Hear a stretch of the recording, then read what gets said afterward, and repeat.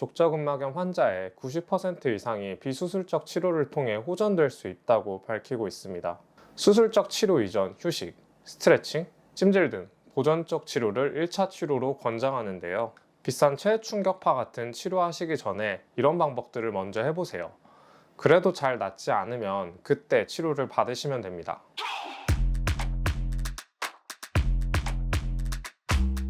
어느 날부턴가 걸을 때 혹은 딱딱한 신발을 신을 때 발바닥에서 통증이 느껴지고, 나중에는 자고 아침에 일어나서 첫 발을 디딜 때도 아픈 질환이 뭘까요? 바로 족저근막염입니다. 이전에 손흥민 선수가 경기 중 족저근막염 증상을 호소하고 몇 달간 부상으로 이탈했던 적도 있었죠.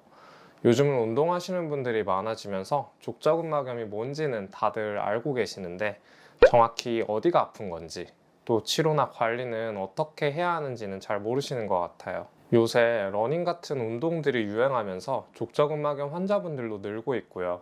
이런 분들이 여러 과의 병원에서 물리치료, 주사치료, 약물치료 등등 이런저런 치료도 하시고요. 심지어 심한 분들은 수술까지 하기도 합니다.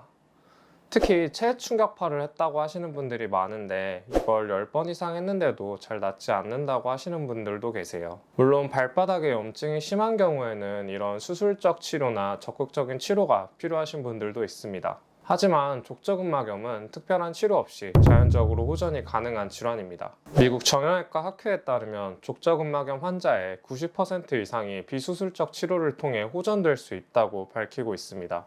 수술적 치료 이전 휴식, 스트레칭, 찜질 등 보존적 치료를 1차 치료로 권장하는데요. 이러한 보존적 치료에 호전되지 않는 경우에만 깁스, 스테로이드 등 주사 치료제나 수술 치료를 하는 것이 바람직하다고 이야기하고 있습니다. 이번 영상에서 족저근막염이 어떤 질환인지 정확히 이해하고요.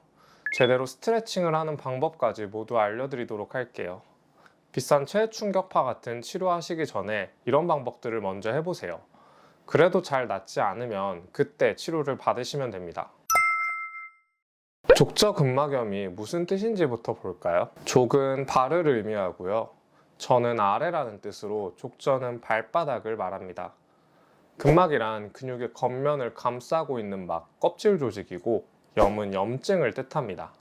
즉, 족저근막염은 발바닥 아래에 위치한 근막에 발생한 염증이라는 뜻이에요. 족저근막은 발 뒤꿈치 뼈인 종골에서 시작해 발가락까지 붙는 섬유성 조직입니다. 우리가 지면을 걸을 때 발바닥에 하중이 가해지는데요.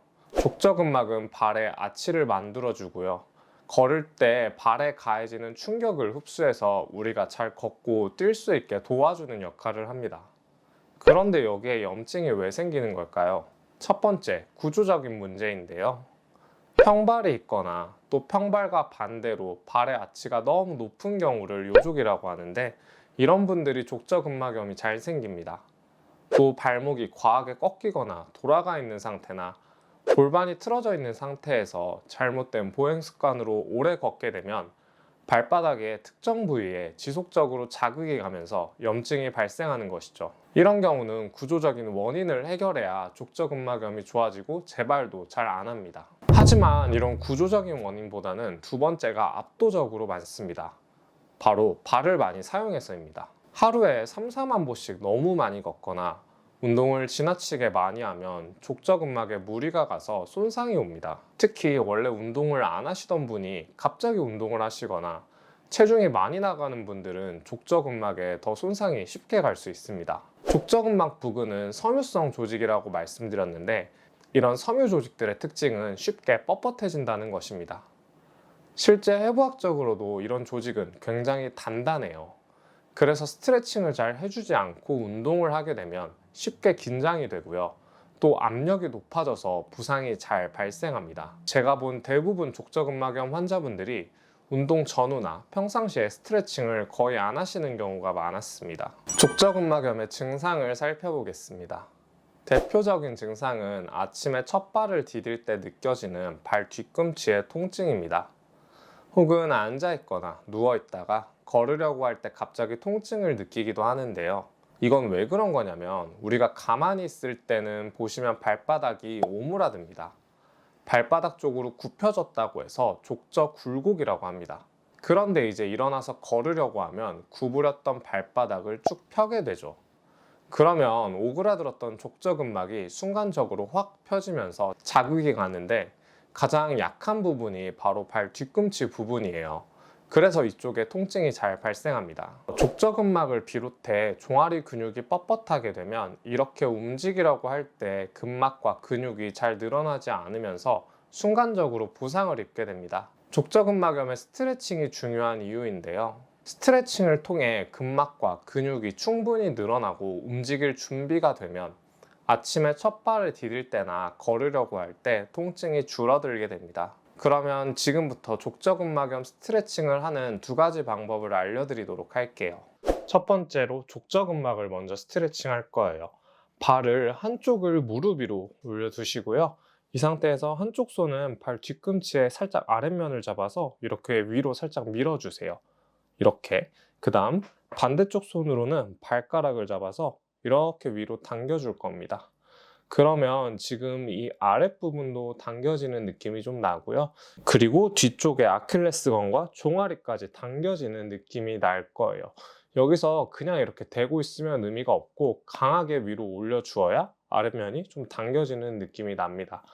그리고 이렇게 발가락을 당긴 상태에서 이쪽 족저근막을 이런 식으로 강하게 눌러주셔도 됩니다. 두 번째로 종아리 근육을 스트레칭 해볼 거고요. 종아리 근육을 스트레칭 할 수 있는 방법은 굉장히 많은데 오늘은 의자에서 간단하게 할 수 있는 방법을 알려드릴게요. 의자 앞에 이렇게 살짝 걸터 앉으시고요. 오른쪽 종아리 근육을 스트레칭 할 건데 발을 쭉 펴서 발 뒤꿈치를 땅바닥에 대시고요. 그 상태에서 허리를 살짝 앞으로 내밀어 줍니다. 그리고 발 뒤꿈치를 땅바닥을 민다는 느낌을 주시면 이쪽 아래쪽 종아리가 당겨진다는 느낌이 오실 거예요.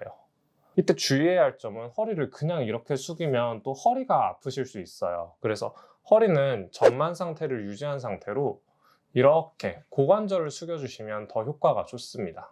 10초간 버텼다가 다시 돌아오고요. 다시 10초간 쭉 버텼다가 돌아옵니다. 앉아 계실 때 생각이 나실 때마다 이 스트레칭을 해주시면 좋습니다. 오늘은 이렇게 족저근막염 스트레칭 방법에 대해 알아보았는데요. 모든 질환이 자가치료가 우선은 아닙니다. 아프자마자 병원으로 달려가야 할 질환들도 분명히 있어요. 하지만 족저근막염만큼은 우선적으로 스트레칭으로 먼저 관리를 해보시라고 제가 환자분들께 많이 말씀드립니다. 물론 그렇게 충분히 보존적 치료를 하고 나서도 호전이 잘 안 된다면 그때는 정형외과나 한의원에서 꼭 치료를 받으시길 바랍니다. 다음에도 통증에 더 도움이 되는 영상으로 돌아올게요. 지금까지 닥피시였습니다.